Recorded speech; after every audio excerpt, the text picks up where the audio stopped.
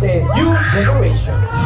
Please welcome our first contender mula Pasong Tamo, Quezon City, El Rebelde New Generation.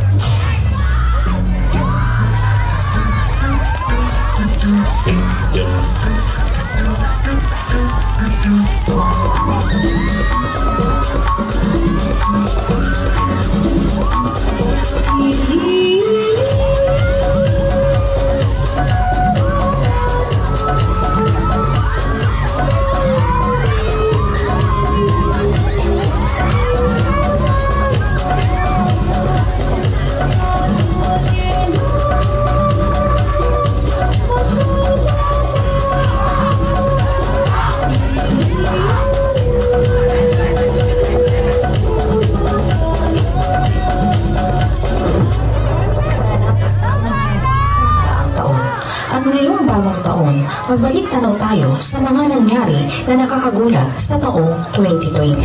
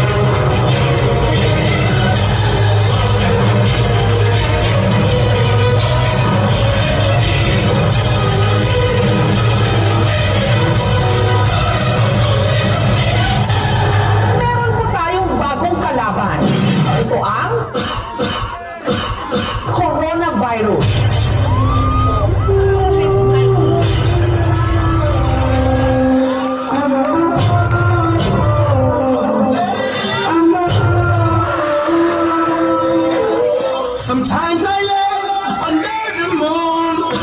I thank God I'm breathing. Then I pray, don't take me soon, 'cause I am here for a reason.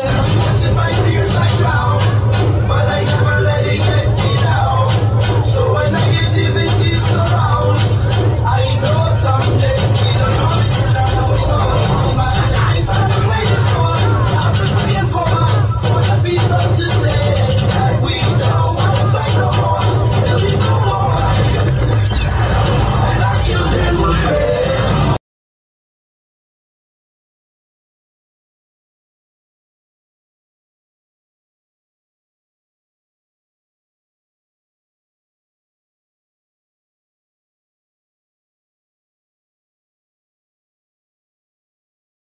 Pandemya ang pamamaraan, walang harapan klase, kundi online, modular ang mga leksyon, hindi kaya sa radyo at telebisyon ang turuan.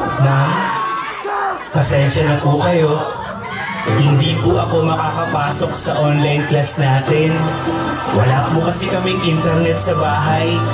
Sa totoo lang, wala rin po kaming bahay. Nangungupahan lang po kami. Noong nag-lockdown po kasi, nawalan kami ng pambayad, pero hindi po sila makaintindi. Wala rin po akong cellphone, ma'am.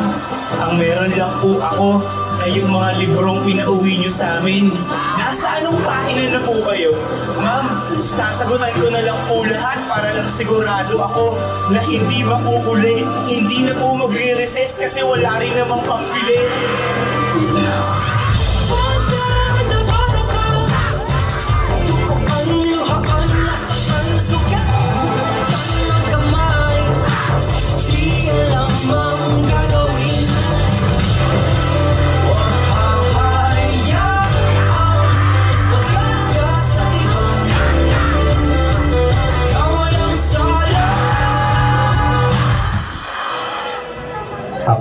Ako'y dala ko na 18 taong nakulang.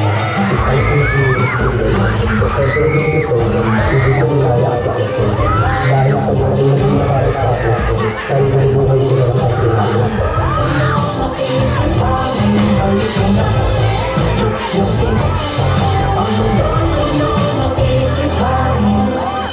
Ang hindi ng pamilya na mag-inang malapit ang binal ng kapitbahay nilang pulis.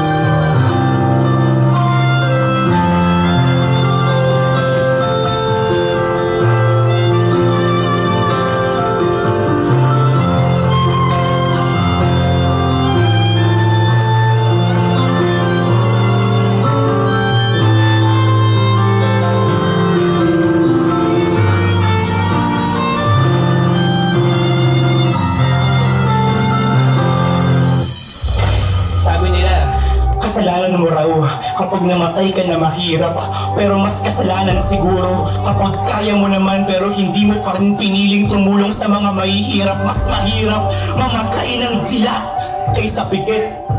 At sa iyong lumalaban hanggang ngayon, salamat dahil hindi ka sumuko. Hindi man alam ng iba yung mga sarili mong pagsubok. Nakikita naman ng Diyos ang iyong puso. Ikaw, alalahanin mo na hindi ka lang basta lumalaban. Nagtatanim ka rin ngayon ng kwento ng katapangan na bukas pwedeng anihin ng kabataan Pilipinas. Kaya natin to. Pilipino tayo. Hanggang